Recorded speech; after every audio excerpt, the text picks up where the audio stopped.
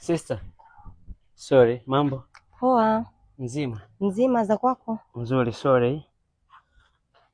Nakusikiliza. Sorry, naweza kusogea kidogo hapa sister, na shida na wewe mara moja. Wewe ongea, mimi nakusikia. Kwani lazima tusogeleane? Hamna, sema sister, unajue nini? Umependeza sana dadangu. Asante. Hata wewe umependeza. Kweli? Kabisa. Umewaka kinomani mpaka nikajikuta yani uvumilivu unanishinda, yani nimekuelewa, nimekupenda. Umenielewa kivipi? Unaweza kukutana na mtu barabarani ukamuelewa? Hamna, tusema tu nilikuwa nimekuona hapo yani nikavutiwa na wewe dadangu. Hivyo kaka, una akili kweli wewe? Yaani ukutane na mtu from nowhere barabarani unaanza kumuelewa, unampendaje? Upendo umetoka moyoni muda huo au imekuwaje? Maana sijakuelewa. Anyway, dada, nilikuwa nakutania sister. Samani, kimsingi dadangu sorry, lakini nilikuwa nakutania hapo. Ila kiukweli dadangu, mimi naomba msaada wako. Nina shida. Una shida gani? Acha. Nina shida dadangu hapa, nilikuwa nimepita mtaani pale nimepoteza simu. Sasa ninahitaji niwasiliane na ndugu zangu hapa, afu mimi ili eneo la huko ni mgeni. Umetokea? Nimetokea zangu huko Banana huko. Banana?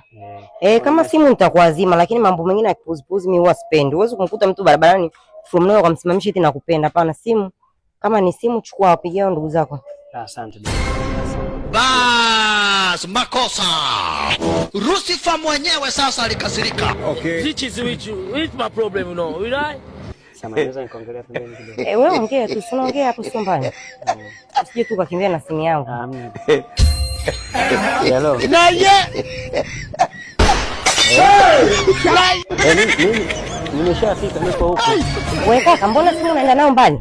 Naongea naye tu dada. Ongea naye hapa, tusimame hivi kwa hivi. Haya, sawa. Usiende na simu mbali ukataka kuiiba.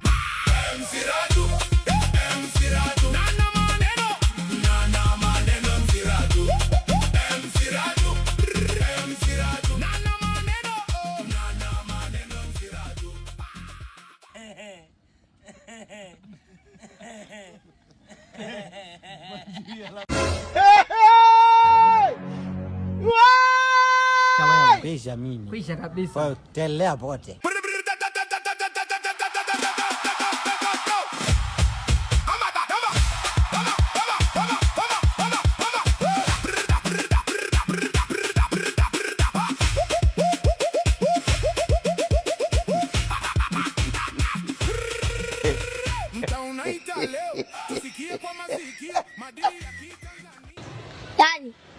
Yani leo natamani, yani leo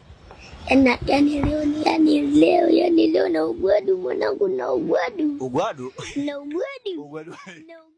Hizo Valentine zote nimekuwa single, lakini this one, Mungu nionekanie. Hello. Jamani, mimi ndo